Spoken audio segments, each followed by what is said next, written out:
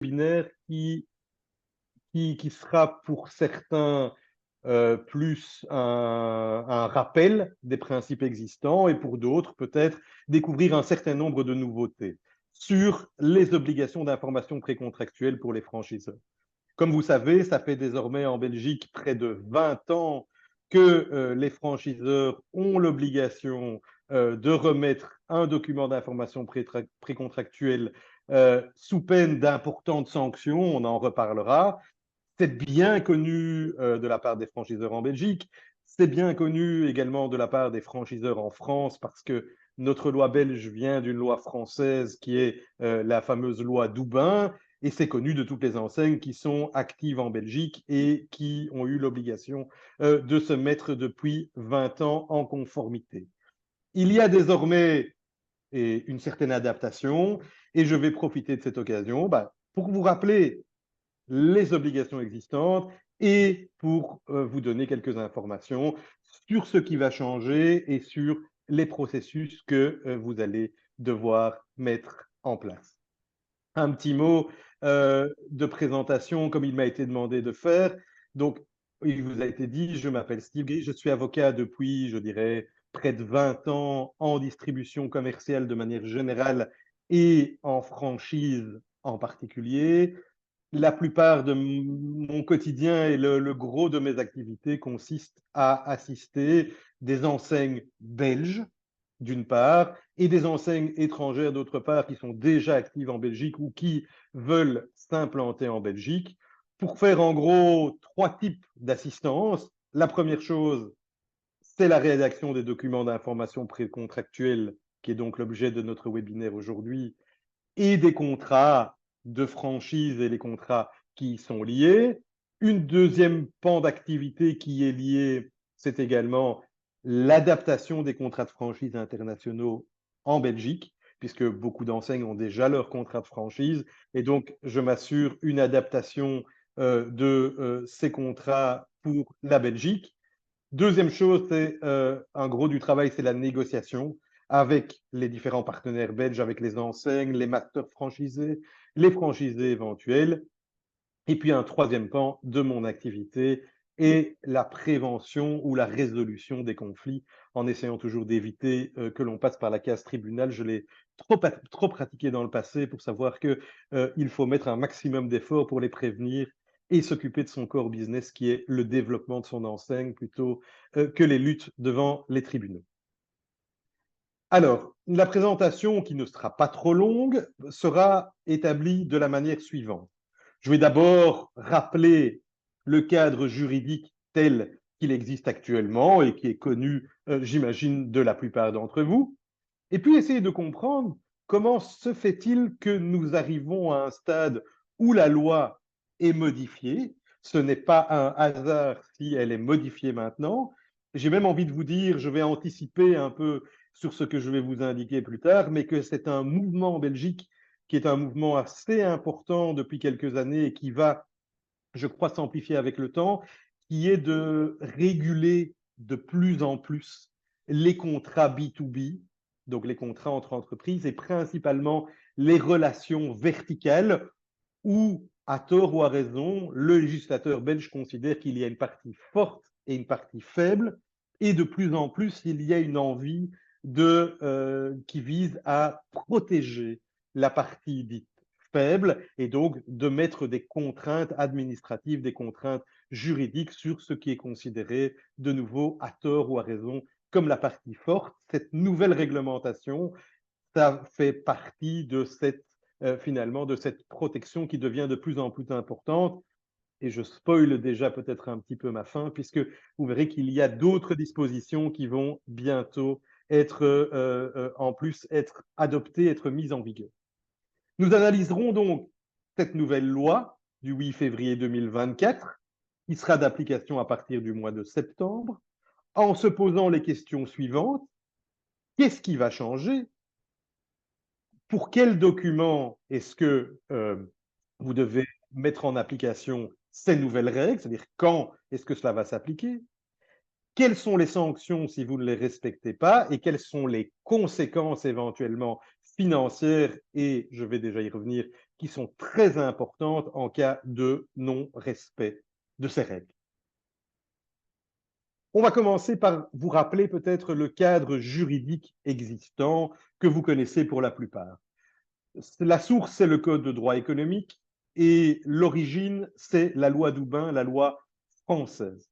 Un mois avant la conclusion d'un contrat de franchise, ce n'est d'ailleurs pas que de la franchise, hein, si vous faites de la location-gérance, si vous faites d'autres types de formules commerciales, mais c'est principalement en franchise, il faut un mois de réflexion avant que le contrat puisse être signé.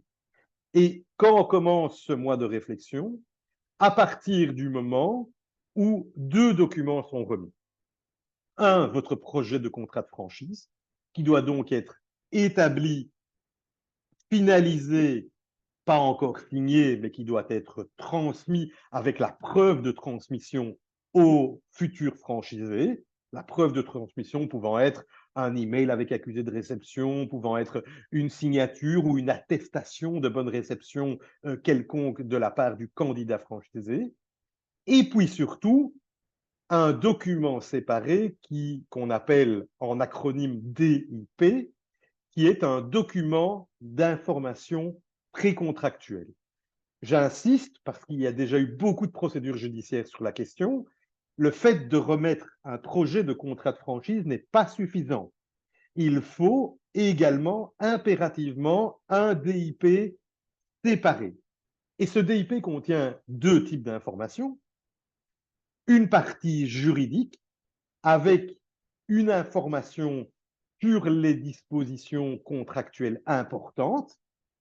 Alors, c'est ça qui a fait l'objet de pas mal de jurisprudence, c'est parce que c'est souvent, en effet, une forme de copier-coller de la plupart des dispositions d'un contrat de franchise. Mais c'est impératif, c'est exigé par la jurisprudence. Il faut impérativement que, à côté de ce contrat de franchise, il y ait un certain nombre d'informations juridiques reproduisant les dispositions du contrat de franchise dans un document séparé et qui va constituer la partie juridique du DIP. Deuxième partie de ce document d'information précontractuel, ce sont des données non pas juridiques, mais de type économique, socio-économique. On va y revenir dans un instant sur l'enseigne, son histoire, ses chiffres, ses perspectives futures envisagées. Et ça, c'est défini comme étant des données permettant aux candidats franchisés d'évaluer correctement si oui ou non il va conclure l'accord. Il faut donc qu'en tant qu'enseigne étrangère ou en tant qu'enseigne belge, vous prépariez un contrat de franchise, vous prépariez de manière séparée un DIP avec la partie juridique, une fois que le contrat de franchise est évidemment établi, et avec les données socio-économiques demandées, et tout cela doit être remis au moins un mois avant la conclusion du contrat de franchise. Alors, quelles sont les dispositions qui étaient celles qui devaient être reproduites dans le document d'information précontractuelle? Tout d'abord, les dispositions qui indiquent si oui ou non nous nous retrouvons par rapport à ce qu'on appelle en tant que juriste un caractère intuitu personae, ce qui est très souvent le cas en matière de contrat de franchise, c'est-à-dire que le contrat est conclu en fonction de la personnalité de celui qui le conclut. En d'autres termes, même si le franchisé personne physique que vous estimez être celui qui est la personne la plus appropriée pour exploiter le point de vente, s'il exerce au travers d'une société de management ou autre, c'est sa personne qui est indispensable. Il ne peut pas céder des actions comme ça et il doit avoir une présence effective dans l'activité. C'est souvent un cas de résiliation si cette disposition n'est pas respectée. Deuxième disposition, et qui fait l'objet justement de pas mal de débats, qui a donné lieu à cette loi du 8 février 2024, ce sont les obligations contractuelles. Alors, les obligations contractuelles, c'est assez vague, puisque ça peut concerner en gros tout le contrat. Tout le contrat sont des droits et des obligations. Mais jusqu'à présent, il était indiqué de manière vague, et ça a causé un certain nombre de litiges, qu'il fallait reproduire les obligations contractuelles sans indiquer lesquelles. Généralement, un franchiseur prudent et diligent mettait en gros l'ensemble des obligations contractuelles. Le troisième disposition, c'est la conséquence du non-respect de ces obligations, généralement prévues dans le contrat, le droit de pouvoir fermer le point de vente, le droit de résilier le contrat, le droit de reprendre l'enseigne, le droit de suspendre l'exécution du contrat. C'est ce qu'on voit souvent dans les contrats de franchise. Les conséquences doivent faire partie du document d'information précontractuel. Autre disposition, la rémunération. Et toute rémunération, c'est aussi ça qui est important. Donc, il y a forcément les royalties, les droits d'entrée, les frais de publicité, les frais de formation, qui sont assez classiques dans le contrat de franchise, mais également les éléments de rémunération indirecte. Il y en a un certain nombre, notamment relatives à des remises liées à une centrale d'achat, le fait d'avoir des contrats directs ou indirects avec des fournisseurs qui sont conseillés ou agréés par le franchiseur. Tous ces éléments de rémunération indirecte doivent faire partie du document d'information précontractuelle. Autre disposition, tout ce qui est les conditions de la clause de non-concurrence. Il est assez classique que l'on prévoit dans un contrat de franchise une clause de non-concurrence qui est généralement prévue pendant la durée du contrat de franchise pour ne pas exploiter une enseigne concurrente dans le territoire ou une enseigne similaire dans un territoire un peu plus étendu. Il est également très souvent prévu que nous avons des clauses de non-concurrence un an après la fin du contrat de franchise. Vous savez que c'est très réglementé au niveau du droit européen, un an dans les mêmes locaux. Cette clause de non-concurrence doit également impérativement faire partie du document d'information précontractuel. La durée de l'accord et les conditions de son renouvellement doivent en faire partie.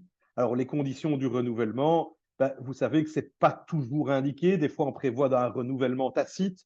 Souvent, on prévoit un élément où, selon le résultat, les parties se mettront à la table une clause de rendez-vous 6 mois avant l'échéance du terme. Mais tout cela doit se retrouver dans le document d'information précontractuelle, toujours avec l'idée derrière la tête du législateur que le franchisé doit savoir là où il met les pieds.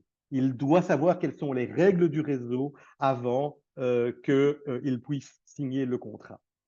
Dans cette même optique, les conditions du préavis ou de résiliation, s'il y a des possibilités de résiliation, par exemple après 3 ans, après 6 ans, ou des résiliations qui sont prévues pour des causes déterminées, toute la possibilité de mettre un terme au contrat avant son échéance initiale et ses conséquences en termes des frais et des investissements qui ont été exposés pendant le cours du contrat par le franchisé, tout cela doit se retrouver également dans le document d'information précontractuelle. Enfin, était indiqué comme avant-dernière disposition contractuelle importante, ce qu'on appelle les droits de préemption ou d'option d'achat. Vous avez énormément dans les contrats de franchise des cas dans lesquels, lorsqu'il est mis fin au contrat ou lorsqu'il y a une faute du franchisé, il y a une option d'achat ou un droit de préemption sur le fonds de commerce du franchisé ou sur les actions de la société qui est le franchisé, très souvent avec l'objectif de pouvoir, pour le réseau, conserver un emplacement qui est stratégiquement important en termes de localisation ou parce qu'on croit vraiment en tout cas à la franchise telle qu'elle a été mise en place dans les conditions et exercée par le franchisé. Il y a souvent une option d'achat de ce fonds de commerce ou de ces actions. Cela doit être évidemment reproduit dans le document d'information précontractuelle. Tout ce qui concerne les exclusivités réciproques, les exclusivités qui sont octroyées aux franchisés sur un territoire ou alors des droits de préférence si jamais il veut ouvrir un nouveau commerce, tout cela doit être bien indiqué dans le document d'information précontractuelle. Au niveau de la deuxième partie de ce DIP, c'est-à-dire les données socio-économiques, il faut qu'il y ait tous des éléments qui puissent permettre aux franchisés de savoir dans quel réseau il met les pieds concernant le passé, le présent et le futur. C'est vraiment ça qui guide les données socio-économiques qui doivent être transmises. Il faut que le franchiseur puisse faire une identification claire de qui il est, de la société par laquelle la formule est donnée à titre de licence en franchise.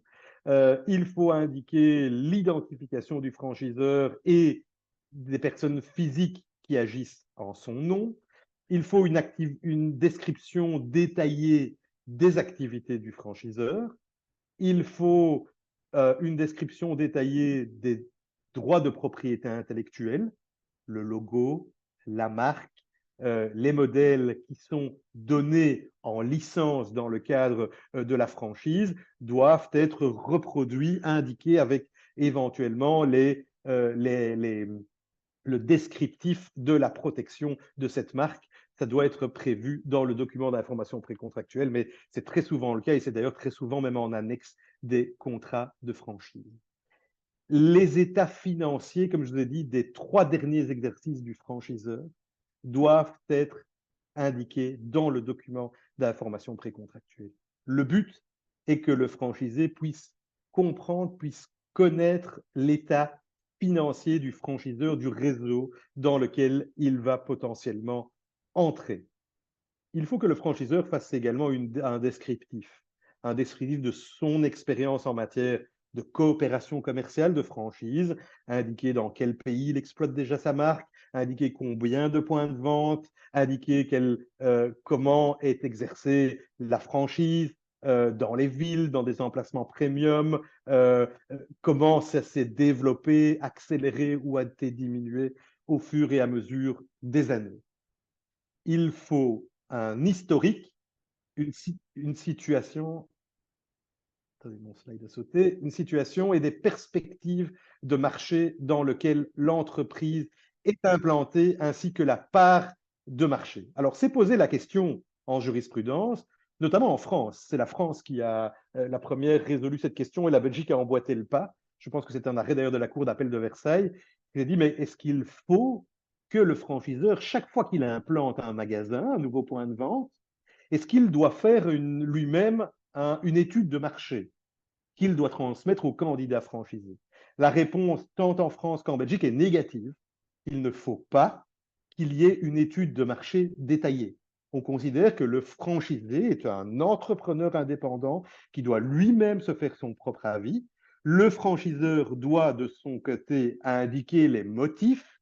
Pourquoi est-ce qu'il pense que s'implanter, par exemple, dans le centre-ville de Bruxelles, alors qu'il n'y a aucun point de vente de la même enseigne qui existe jusqu'à présent, en quoi est-ce que ça pourrait être intéressant, utile, en quoi est-ce que ces points de vente pourraient fonctionner malgré la concurrence existante? Il faut qu'il y ait un descriptif, mais il ne faut pas qu'il y ait une étude de marché indépendante qui soit transmise. Donc, pas d'inquiétude. Le fait que ce ne soit pas transmis n'entraîne pas les sanctions que nous verrons dans un instant. Il faut donc également que le franchiseur indique le nombre de franchisés, d'opérateurs, le nombre de magasins ou de points de vente en propre ou en franchise existants, ainsi que les perspectives d'expansion. Attention, ça ne doit pas être détaillé dans le sens, il ne faut pas dire que d'ici 2028, nous aurons 10 ouvertures par an. Il faut indiquer simplement quels sont les objectifs en termes d'horizon, tout en se réservant le cas, en indiquant bien que c'est un horizon et non une obligation de résultat.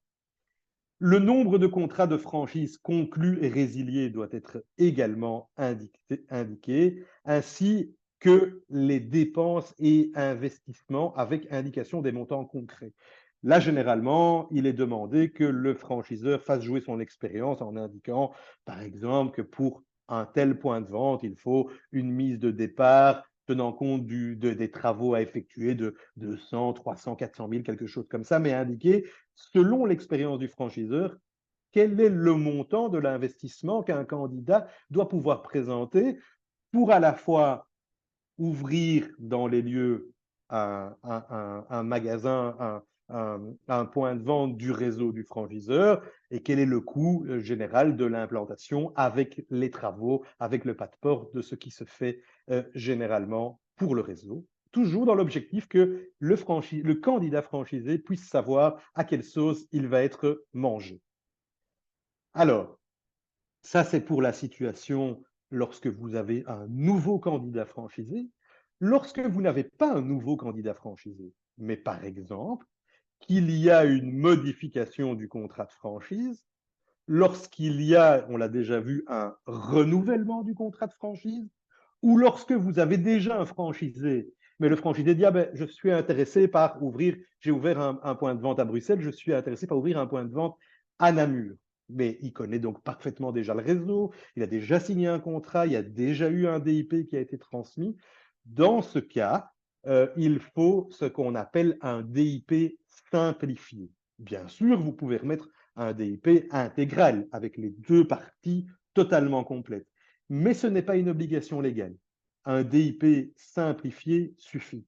Alors, vous allez me dire, oui, mais qu'est-ce qu'il y a dans ce DIP simplifié? Dans ce DIP simplifié, on va reprendre en miroir les deux parties, à la fois juridique et à la fois économique, en indiquant que les dispositions juridiques qui ont été modifiées par rapport au précédent DIP qui a été communiqué. Dans ce cas-là, seules les nouvelles dispositions, les dispositions modifiées, doivent être reproduites dans ce DIP simplifié. Au niveau socio-économique, par contre, il faut une actualisation. Si vous avez déjà transmis, par exemple, tous les éléments relatifs aux coordonnées du franchiseur, relatifs au DI, relatifs aux droits de propriété intellectuelle, vous ne devez pas forcément les reproduire. Par contre, s'il y a des éléments nouveaux concernant l'expansion du réseau, les modifications du nombre de points de vente, les nouvelles perspectives de développement du réseau, ceci doit faire partie de la deuxième partie de votre DIP simplifié. Attention, je vais y revenir dans un instant, mais si vous ne respectez pas les dispositions du DIP simplifié, les sanctions sont les mêmes et les sanctions sont très importantes. Je vais déjà vous le dire maintenant, je vois que ce n'est pas indiqué dans mon slide immédiatement ensuite, mais vous le savez certainement, si on ne transmet pas de DIP ou de DIP simplifié, ou qu'on fait signer un contrat dans le délai d'un mois, sans respecter donc le délai d'attente d'un mois, les tribunaux peuvent, et le font, ça a déjà été le cas de nombreuses fois depuis 20 ans, peuvent annuler totalement le contrat de franchise. On va y revenir avec des sanctions financières qui peuvent être potentiellement lourdes. Si par contre, il y a une ou plusieurs dispositions du DIP qui ont été du contrat de franchise qui ne sont pas reproduites dans le DIP, qui ont été oubliées, dans ce cas-là, il ne pourrait y avoir qu'une annulation de ces dispositions et donc de pas l'intégralité du contrat de franchise, ce qui est quand même un soulagement. Je l'ai déjà rencontré pour certains clients dans le cadre de procédures, puisqu'évidemment, là, il n'y a pas de remise totalement de la situation comme s'il n'y avait pas eu de contrat de franchise. Il y a juste une ou plusieurs dispositions qui ne sont pas d'application. Voilà pour la situation. Maître Chris, juste pour votre information, on a encore 20-25 minutes parce que le temps, il est... Vous faites bien de me le rappeler. Vous faites bien de me le rappeler. D'accord, merci. Mon enthousiasme fait que je traîne parfois un petit peu et Oui, je oui, vais mais donc très bien, très bien, très bien. légèrement accélérer. Alors, pourquoi est-ce que cette loi a été... D'abord, je vous ai remis au goût du jour ce qui existe. Pourquoi? Parce que la plupart de ce qui existe déjà va continuer à exister. La base reste intégralement la même. Mais il a été décidé de modifier la réglementation. En partant du principe que je vous ai déjà un peu énoncé, c'est que la plupart des DIP, c'est un copy-paste, un copier-coller du projet de contrat de franchise. Et donc, finalement, l'objectif qui est de dire, mais l'objectif, c'est que le candidat franchisé sache où il va mettre les pieds, on n'y répondait pas, puisqu'il suffisait de faire un copier-coller du contrat de franchise. Et donc, ça ne servait principalement à rien. Et donc, il y a deux catégories d'informations où on s'est dit qu'il fallait une modification. D'abord, les obligations. C'est quoi une obligation? Il fallait qu'il y ait une énonciation un tout petit peu plus claire des obligations qui doivent être reproduites dans le document d'information précontractuelle, ainsi que les conséquences de l'inexécution de cette obligation. En fait, cette modification vient d'un avis de la commission d'arbitrage qui a été rendue il y a 2 ans. La commission d'arbitrage, elle regroupe un certain nombre de professionnels du secteur économique et juridique qui ont dit, écoutez, le DIP, soit on en fait fi, on ne l'utilise plus, soit on s'en sert vraiment comme dans un document qui aide le candidat franchisé. Et donc, ils ont dit, je vous propose, à la place de reproduire le contrat de franchise, qu'on va lister de manière beaucoup plus claire une liste d'obligations pour permettre aux parties de mieux comprendre finalement le réseau dans lequel ils vont potentiellement intervenir. Alors, si vous me demandez mon avis, oui, il y a des changements que je vais y venir dans un instant, et il va y avoir une obligation d'adapter les documents d'information précontractuelle, mais je ne pense pas personnellement, en tant que praticien, que l'objectif va être atteint parce qu'il y a tellement d'obligations qu'il faut décrire dans le document d'information précontractuelle que finalement, moi personnellement, les premiers documents que j'ai déjà rédigés et je vais venir pour le mois de septembre, ben, j'ai fait de nouveau la même chose. J'ai simplement allongé le document d'information précontractuelle avec toutes les informations demandées pour protéger mes clients. Je ne suis pas certain qu'avec cette nouvelle forme, le candidat franchisé aura une plus grande lisibilité du contrat, mais ça, c'est en tout cas mon avis personnel. Qu'est-ce qu'il faut maintenant indiquer comme obligation dans ce document au niveau des dispositions juridiques? Le caractère intuitu personné, on l'avait vu, ça, il doit bel et bien figurer dans le DIP. La durée de l'accord, les conditions de renouvellement et les conséquences financières de la résiliation ou du renouvellement doivent être indiquées. Donc, par exemple, si on prévoit, ce qui arrive très souvent, qu'il y a une indemnisation qui est prévue en cas de résolution du contrat pour faute du franchisé, souvent on prévoit des cas d'indemnisation de 3 mois, de 6 mois, tout cela doit être, ce qui n'était pas le cas jusqu'à présent, doit être reproduit dans le document d'information précontractuelle. Ce qui était rémunération directe ou indirecte, je vous avais dit, hein, avec notamment les rémunérations indirectes, éventuellement les retours de commission, cela reste également les droits exclusifs aussi. Ce qui est rajouté explicitement, c'est tout ce qui est les frais de démarrage ou les frais récurrents, comme le marketing, l'informatique, le transport, la formation à charge du franchisé et les conditions de la modification du point de vente, comme un remodeling par exemple, tout cela, qui n'était pas explicitement prévu jusqu'à présent, doit être mis expressément. Il faut mettre un nouveau titre dans votre document d'information précontractuelle. Tous ces frais qui sont assez classiques, hein, les frais de marketing, les frais liés au transport si vous avez une centrale d'achat, les frais liés à la formation, tout cela désormais doit être explicitement et par un ensemble de bullet points indiqué dans votre document d'information précontractuelle. Les clauses de non-concurrence, ça je vous en avais parlé, elles étaient déjà présentes, mais il est bien indiqué que maintenant les conséquences d'un non-respect d'une clause de non-concurrence, avec éventuellement des clauses pénales, avec éventuellement des sortes d'astreintes, avec éventuellement une possibilité de résilier le contrat à partir du moment où ces droits ne sont pas respectés, cela doit figurer dans votre document d'information précontractuelle. Les obligations relatives au prix maximum. Vous savez qu'il y a toujours un cas dans lequel on ne peut pas mettre de prix minimum, on peut mettre un prix recommandé, on peut mettre par contre un prix maximum, mais les obligations relatives à ces prix maximum, qui sont très courants dans les contrats de franchise, doivent désormais, ce qui n'était pas le cas, figurer dans le DIP. S'il y a des obligations minimum en termes de vente et d'achat, principalement si en tant que franchiseur, vous avez une centrale d'achat ou si des dispositions sont prévues avec vos fournisseurs agréés, cela doit être également prévu dans votre document d'information précontractuelle, ainsi que les conséquences du non-respect de cette obligation. Les autres dispositions, les restrictions relatives à l'utilisation des droits de propriété intellectuelle, ça arrive très très souvent, sur la manière dont un franchisé peut utiliser, par exemple, votre logo, sur la manière dont il peut le mettre sur ses courriers, sur la manière dont il peut faire son propre site Internet avec votre logo. Toutes ces restrictions doivent désormais se retrouver sur votre sur votre document d'information précontractuel.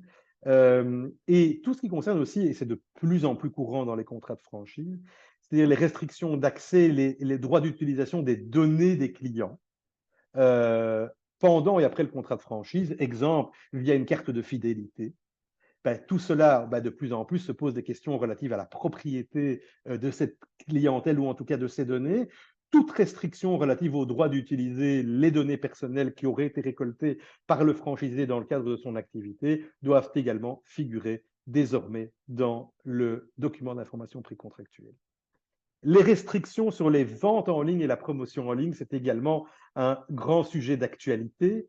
Est-ce que je peux dire à mon franchisé de ne pas vendre en ligne ou de ne pas, en tout cas, faire de ce qu'on appelle de la vente active, du démarchage actif en ligne? Si des restrictions sont prévues relatives à cela, cela doit également maintenant être rajouté.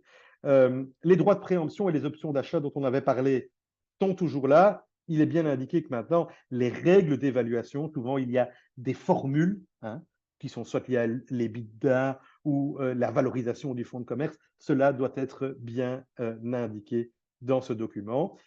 Je vous avais vu que toutes les clauses relatives à la durée et au renouvellement du contrat de franchise étaient déjà une obligation. Vous savez aussi qu'il y a souvent un lien très fort entre le contrat de franchise et le bail commercial. C'est souvent un enjeu pour le franchiseur pour maintenir, quoi qu'il arrive, le droit sur le point de vente, et notamment dans des situations où il est mis fin au contrat de bail, où on perd le droit d'exploitation. Toutes les dispositions qui sont un miroir du contrat de franchise et du contrat de bail commercial, dans ce cas-là, doit se retrouver désormais dans le DIP. Enfin, les conséquences financières de la résolution et de la résiliation du contrat sont également des choses qui sont ajoutées. Ainsi, et c'est important, je vais y revenir dans un instant, mais tout ce qui concerne le droit applicable et les juridictions compétentes, vous savez, tout ce qui se trouve toujours en bas du contrat de franchise qui ne faisait pas l'objet auparavant d'une quelconque protection, désormais vont être de plus en plus protégés. Et un premier élément de la protection, c'est de prévoir que cette disposition doit se retrouver dans le document d'information précontractuelle. Alors, ces nouvelles règles, c'est-à-dire la modification de votre DIP, à partir de quand? Pas à partir du 1er septembre 2024. À partir du 1er septembre 2024, je vous rassure, vous ne devez pas changer vos contrats de franchise existants, ni les DIP qui ont été donnés auparavant. Donc, il n'y a pas péril en la demeure, en tout cas pour ce qui est les contrats existants. Par contre, pour vos nouvelles ouvertures, pour vos prospects, vos candidatures à partir de septembre, dans ce cas-là, les nouveaux DIP que vous allez remettre vont devoir respecter ces nouvelles dispositions. Également, pour tout ce qui est les contrats existants, mais leur renouvellement ou les modifications, dans ce cas-là, les DIP simplifiés que vous allez remettre devront cette fois tenir compte de tous les titres que je vous ai énoncés. Et donc, il est temps d'adapter vos DIP généraux et vos DIP simplifiés existants, et ce, pour les transmettre à partir du mois de septembre. Comme je vous l'ai dit, quelles sont les conséquences du non-respect de ces règles? La conséquence la plus grave, c'est l'annulation du contrat de franchise. Et ça, c'est dans deux cas. Le cas où vous ne remettez pas de document d'information précontractuelle, ou le cas où vous faites signer le contrat sans respecter le délai d'attente. Si par contre toutes les données que j'ai énoncées ne sont pas indiquées, mais que vous avez remis un document d'information précontractuelle et que le délai d'attente a été respecté, dans ce cas-là, il y a un risque d'annulation des dispositions qui n'ont pas été reproduites. J'attire votre attention sur un tout petit tempérament qui n'a pas été encore mis beaucoup en œuvre par les tribunaux, mais c'est déjà arrivé. Qu'est-ce qui se passe si je transmets des informations erronées ou inexactes? Dans ce cas-là, on n'est pas dans une de ces dispositions, mais le juge pourra considérer, analyser, de savoir si est-ce que ces dispositions inexactes, par exemple, j'ai donné des fausses perspectives, pas des perspectives qui ne sont pas justes, mais des perspectives qui sont intentionnellement erronées ou qui ont une conséquence sur le choix du franchisé de rejoindre votre réseau. Dans ce cas-là, le juge, s'il considère que ça a été un élément déterminant, pourrait décider qu'il y a un vice de consentement et l'annulation. Là, la charge de la preuve est très lourde pour le franchisé parce qu'il devra déterminer, un, que les données sont incomplètes, inexactes, et la vérification devrait être faite à la marge. On ne pourra pas considérer que ce n'est pas parce qu'on a atteint un certain chiffre qu'elles étaient inexactes dès le départ. Et puis, il devra prouver aussi que c'était un élément pour lui déterminant de consentement. Il y a très peu de jurisprudence, et heureusement pour les franchiseurs, sur la question. Par contre, en cas d'annulation, les questions peuvent être assez graves pour les franchiseurs. Ce n'est pas arrivé toujours, mais la Cour de cassation a décidé il y a un an que les risques ultimes en cas d'annulation, c'est que le franchiseur pourrait rembourser les droits d'entrée et les redevances payées, rembourser les commissions ou les marges sur les produits qui ont été livrés, rembourser les frais de marketing, éventuellement verser des compensations supplémentaires pour les investissements qui ont été effectués et les coûts de formation qui auraient été versés. Il pourrait même, en cas d'annulation, on pourrait même considérer qu'il y aurait des dédommagements plus importants qui pourraient être réclamés pour la perte du site intéressant, pour la reprise des produits et pour l'atteinte à la réputation. Alors ça, je ne veux pas trop vous inquiéter car c'est la sanction ultime, cette sanction ultime n'ayant, à ma connaissance, jamais été impliquée dans son intégralité. Mais c'est le risque ultime tel qu'il existe. Ce qu'il est arrivé dans la jurisprudence, c'est que la jurisprudence décide de l'annulation et dit bah, vous devez restituer une partie de ce que vous avez reçu. Une partie. Pour une autre partie, on considère oui, mais la jurisprudence a déjà dit aux franchisés, vous avez quand même joui des lieux, vous avez pu faire un certain chiffre d'affaires, donc il n'est pas question, par exemple, que vous remboursiez l'intégralité des royalties. Ce serait abusif. Ça, c'est la majorité de la jurisprudence. Mais j'attire votre attention en amont sur le risque potentiel qui serait une indemnisation intégrale si un juge un peu zélé considérait que l'annulation impliquait de la restitution intégrale du franchisé dans la situation dans laquelle il devrait être, il aurait dû être s'il n'y avait pas eu du tout de conclusion d'un contrat de franchise. Alors pour terminer, et je pense que je suis quasi dans les temps, la feuille de route et ce qu'il faut faire. Qu'est-ce que vous devez faire maintenant? Vous devez examiner vos contrats de franchise existants. Et la question qui est à se poser, c'est finalement dans l'exemple, dans tout ce que je vous ai énoncé, c'est quelles sont les dispositions contractuelles qui ne figurent pas déjà dans mon DIP et que je dois inclure. C'est à mon avis le travail que vous devez effectuer, qui est un peu administratif, qui peut être lourd, mais qui n'est pas impossible de réaliser à bref délai, puisque vous n'allez pas modifier intégralement votre DIP. Vous allez voir, vous allez le restructurer et voir les dispositions qui doivent être ajoutées. Il faudra, à mon sens, mais je pense que ça fera l'objet d'un séminaire à part, je n'aurai pas le temps, je comptais vous en reparler un petit peu, mais il va falloir mettre à jour également vos contrats de franchise, pas tout de suite, mais dans les prochains mois. J'en parlais avec Nick peu de temps avant que nous prenions l'antenne, entre guillemets. Il y a, et on a écrit un petit article là-dessus, sur le fait que désormais, il y a un nouvel arrêté royal qui vise à étendre les clauses abusives B2B, principalement en matière de franchise, et qui vise, par exemple, pour les options d'achat, à considérer que si la formule qui est prévue dedans est une formule déraisonnable, ben, cela pourrait être considéré comme une clause abusive.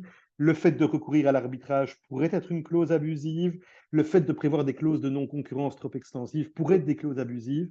Mais je propose d'en parler si ça vous intéresse, lors d'un prochain séminaire. Mais ces dispositions sont dans les mêmes que celles que je vous ai énoncées aujourd'hui, c'est-à-dire de plus en plus de réglementations pour protéger les parties dites faibles, avec l'envie finalement, avec l'obligation pour vous de vous mettre en conformité. Mais je pense que pour ces éléments dont on ne sait pas encore exactement quand ils rentreront en vigueur, mais c'est dans les prochains mois, un séminaire, s'il y a un intérêt, pourrait également être mis en œuvre pour savoir ce que vous devez modifier comme disposition. Donc, comme je vous ai dit, mettez en évidence les dispositions contractuelles nécessaires à reprendre dans le DIP. Il faut supprimer dans votre DIP l'énumération générale des obligations et reprendre toutes les dispositions que je vous ai indiquées. Revoir aussi, est-ce que vos données socio-économiques sont-elles toujours à jour? Il faut véritablement toujours, pour vos nouveaux DIP, les mettre à jour pour qu'on ne puisse pas vous faire de reproches. Vous devez mettre cela en œuvre pour vos nouveaux contrats de franchise.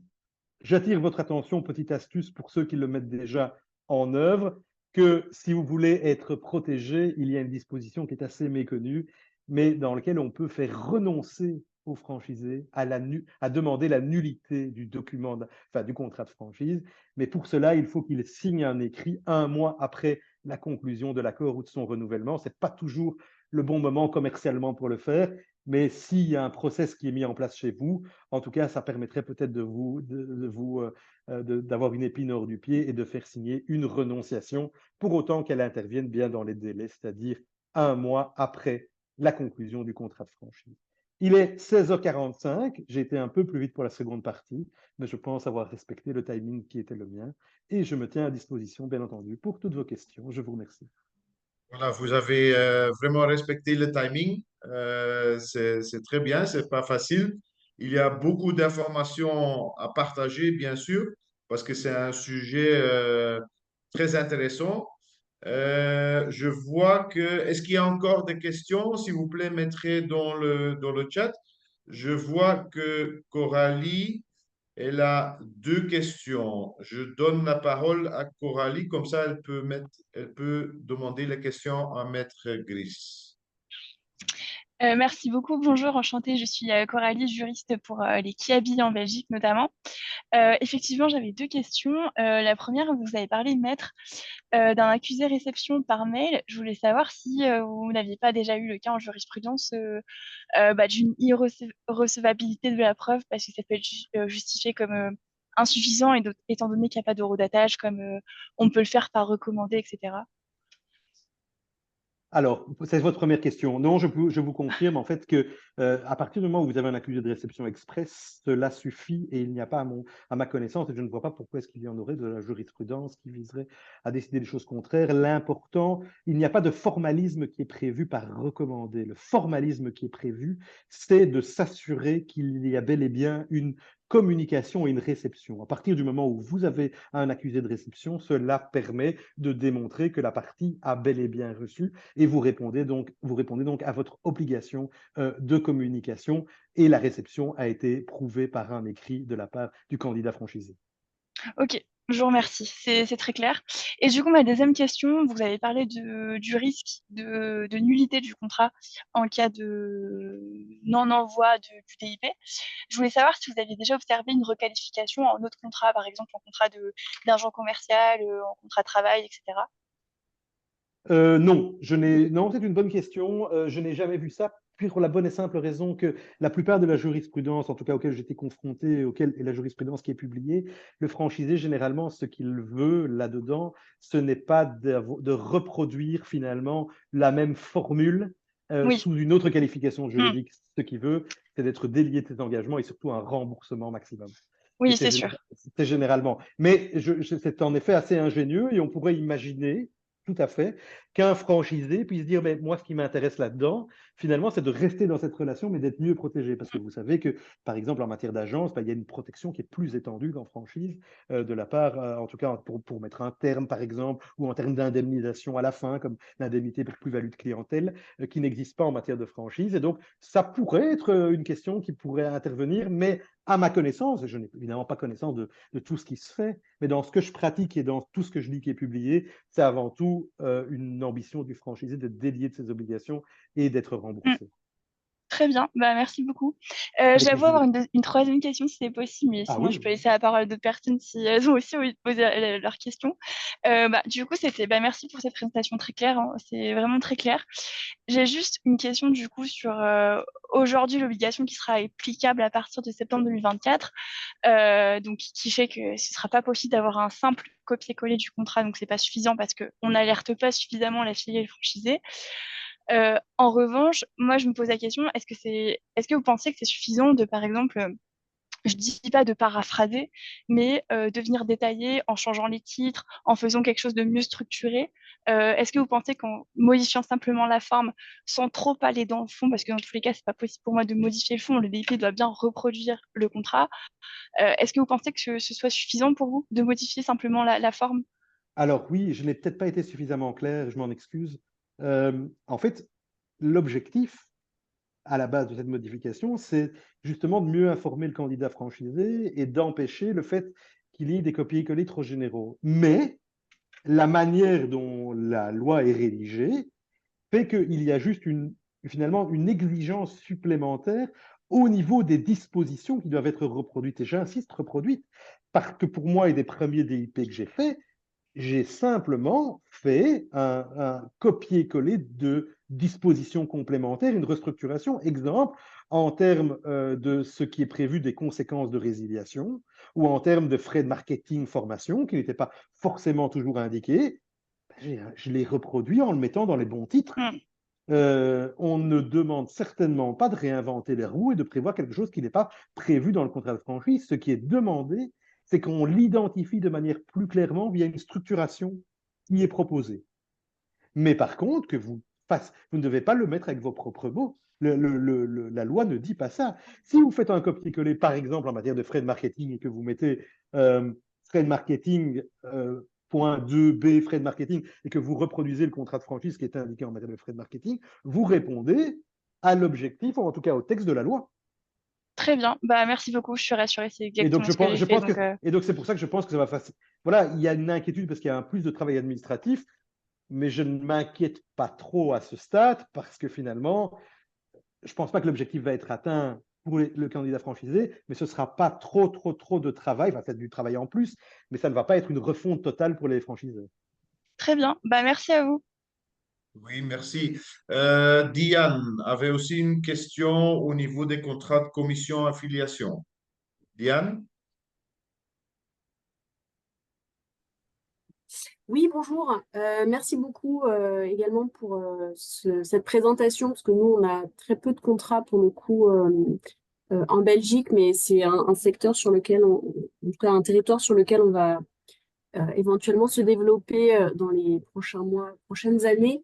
Pour le coup, nous, on travaille essentiellement en France et la question que j'avais, c'était de savoir si dans le cadre des contrats de commission affiliation, on était également obligé. Alors, on le fait pour la France, mais est-ce que pour la Belgique, la commission affiliation est également concernée par ces obligations législatives?